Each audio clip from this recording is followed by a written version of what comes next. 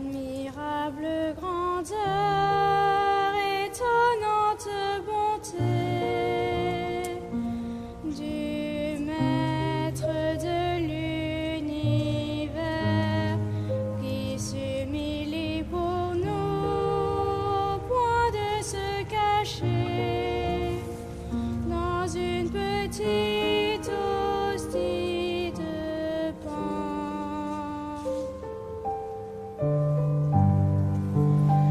Regardez l'humilité de Dieu. Regardez l'humilité de Dieu. Regardez l'humilité de Dieu et faites-lui hommage de vos cœurs.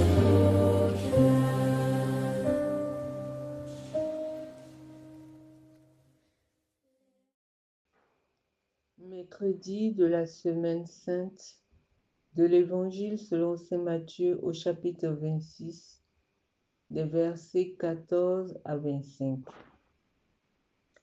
En ce temps-là, l'un des 12, nommé Judas Iscariote, se rendit chez les grands prêtres et leur dit : « Que voulez-vous me donner si je vous le livre ? » Il lui remit 30 pièces d'argent. Et depuis, Judas cherchait une occasion favorable pour le livrer. Le premier jour de la fête des pains sans levain, les disciples s'approchèrent et dirent à Jésus : « Où veux-tu que nous te fassions les préparatifs pour manger la Pâque ? » Il leur dit : « Allez à la ville chez un tel et dites-lui : le maître te fait dire : mon temps est proche, c'est chez toi que je vais célébrer la Pâque avec mes disciples. » Les disciples firent ce que Jésus leur avait prescrit et ils préparèrent la Pâque. Le soir venu, Jésus se trouvait à table avec les 12.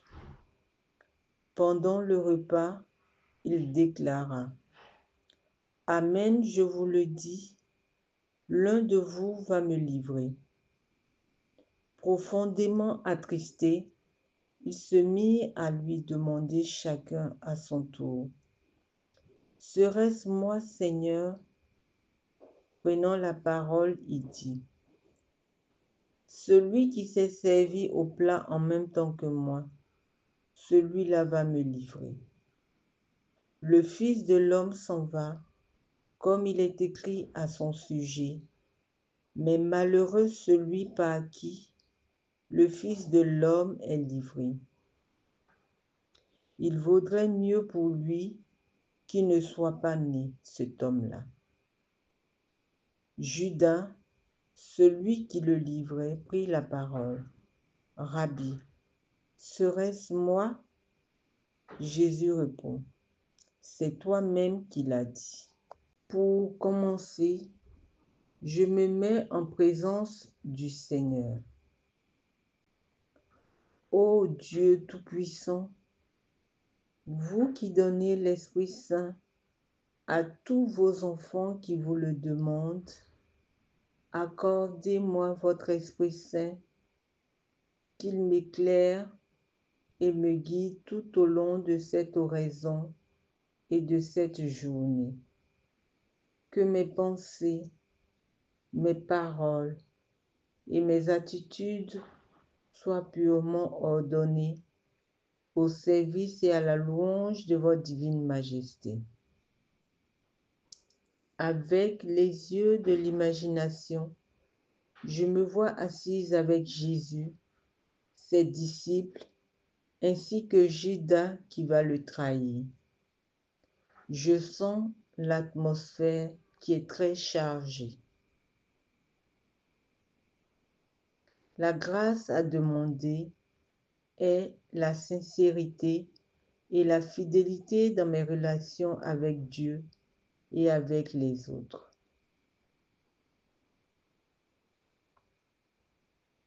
Le premier point est le suivant. Que voulez-vous me donner si je vous le livre? Il s'agira ici de voir la cupidité de Judas. Il est intéressé par ce qu'il peut gagner de sa relation avec le Christ. Et moi, pourquoi je suis Jésus? Est-ce pour ce qu'il est ou seulement pour ce qu'il peut m'apporter comme bien matériel? Je réfléchis à cela et je tire profit. Le deuxième point est, mon temps est proche. C'est chez toi que je veux célébrer la Pâque avec mes disciples. Le Christ veut célébrer la Pâque chez moi et avec moi. Suis-je prête à le recevoir? Comment me suis-je préparée à l'accueillir durant ce temps de carême? Suis-je disposée intérieurement à le recevoir en ce temps où il a besoin de moi, où il est trahi par ceux qu'il aime? Je réfléchis et j'en tire profit.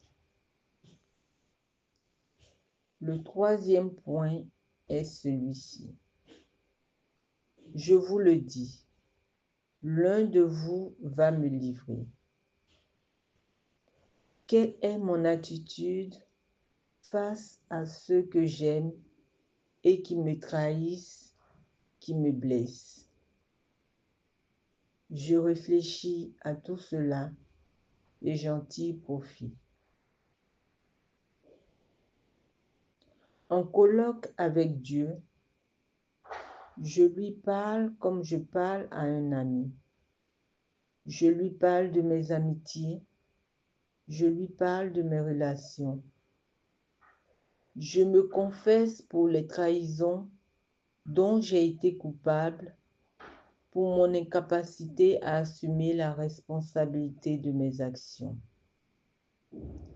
Je termine mon oraison par âme du Christ.